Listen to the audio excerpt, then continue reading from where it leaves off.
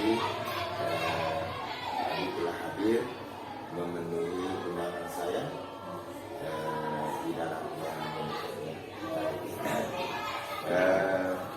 terima kasih. Yang pertama, Ibu Felty saya ajak untuk melakukan observasi.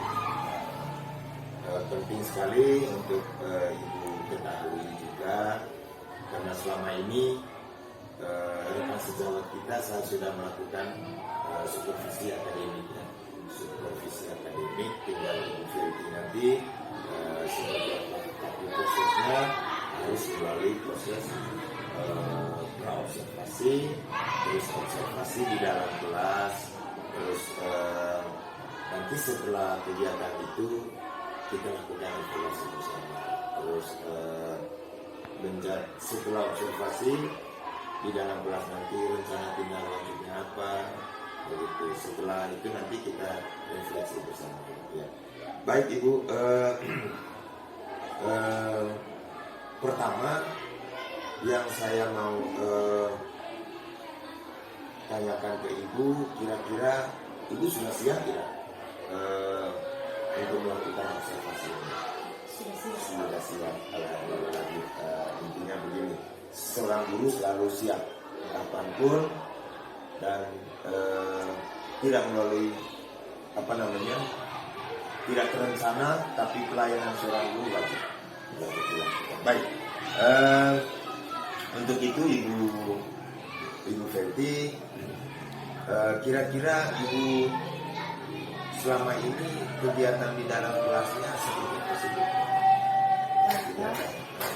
Kegiatan yang kami lakukan di dalam kelas kami ini baik adanya. Yang pertama, bagaimana siswa di dalam kelas itu selalu merespon guru dengan baik, sehingga proses pembelajaran yang terjadi dalam kelas itu terjadi secara baik adanya dan berjalan lancar. Oke, baik. Ibu di dalam kelas nanti kira-kira materi apa yang mau disampaikan di dalam kelas nanti? Materinya seperti apa? Baik Pak, terima kasih. Materi yang kami bawakan di dalam kelas nanti itu kebetulan di bab terakhir ini kami mempelajari materi tentang fakbel, di mana fakbel itu wajib dikuasai oleh peserta didik. Kebetulan di bab terakhir itu kami di bagian bagaimana siswa memerankan fakbel. Itu merupakan produk dari siswa. Apakah siswa mampu tidak memerankan tokoh-tokoh yang ada dalam fakbel? Itu materi yang kami bawa. Berarti ini pembelajaran berdiferensiasi sudah melekat ke sana, karena kalau saya dengar tadi materinya tentang fakbel berarti mengikuti figur, berarti dia mempraktekkan. Baik, terima kasih Bu. Kira-kira yang saya amati nanti di kelas mana sih Bu? Baik, terima kasih Pak. Kelas yang Pak amati nanti itu saya akan di kelas 7B. Kelas 7B.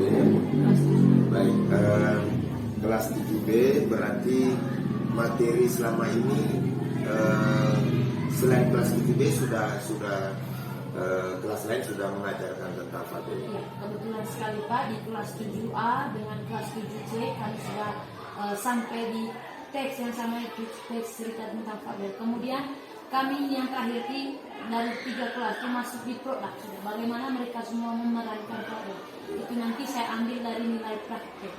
Sehingga iya. Berarti praktek ini nanti sesuai dengan bakat dan minat anak ya?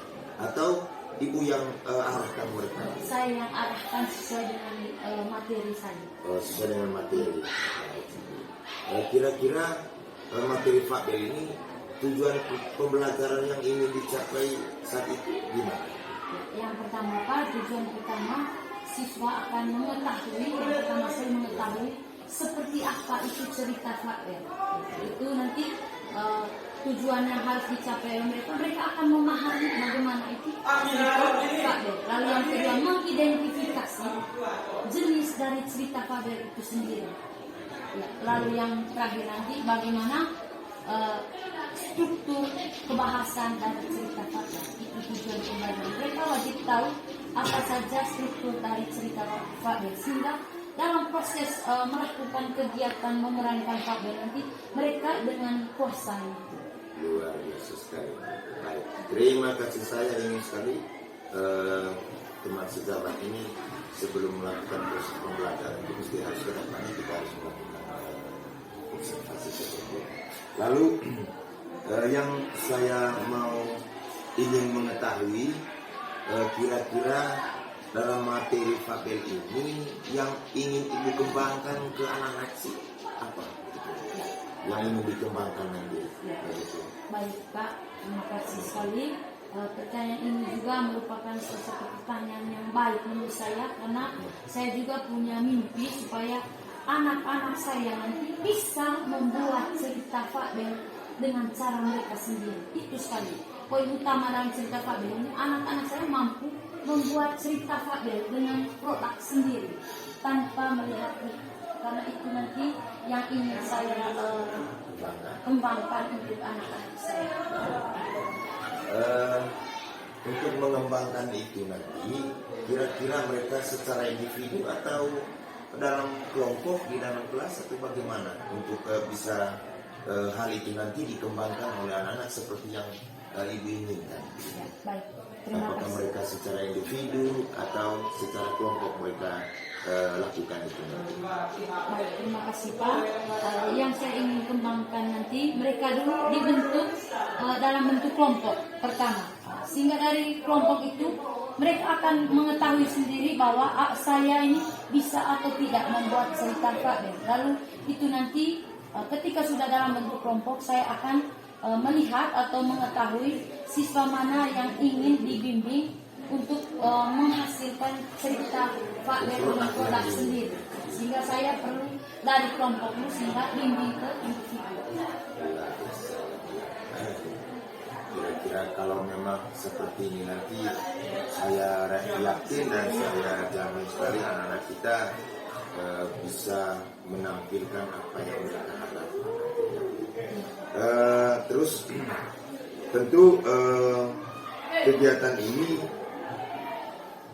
di awal kegiatan itu tadi Ibu sudah sampaikan tujuan pembelajaran. Terus yang ingin saya mau tanyakan ke Ibu, pembelajaran di dalam kelas dikatakan profil pelajar Pancasilanya di sana seperti apa sih Bu? Begitu. Mungkin Ibu bisa bisa menyampaikan, menerapkan profil pelajar Pancasila di dalam kelas dalam proses pembelajaran itu seperti apa? Baik, terima kasih Pak. Dalam menerapkan profil Pancasila dalam kelas itu, yang pertama kegiatan di bagian kegiatan pendahuluan saya punya itu biasanya saya menyapa anak-anak itu dalam memberi salam. Kemudian ketika mereka merespon saya akan menanyakan kabar mereka. Itu yang pertama, saya tanya kabar apakah mereka baik-baik saja.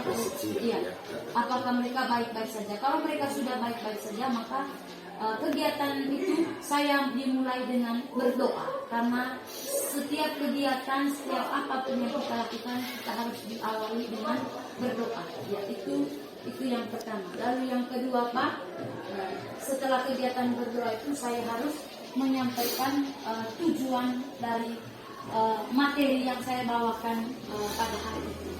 Kemudian setelah saya menyampaikan itu, saya berharap di sini mereka akan merespon saya dengan baik, sehingga proses yang terjadi pada saat pembelajaran itu akan berjalan dengan baik.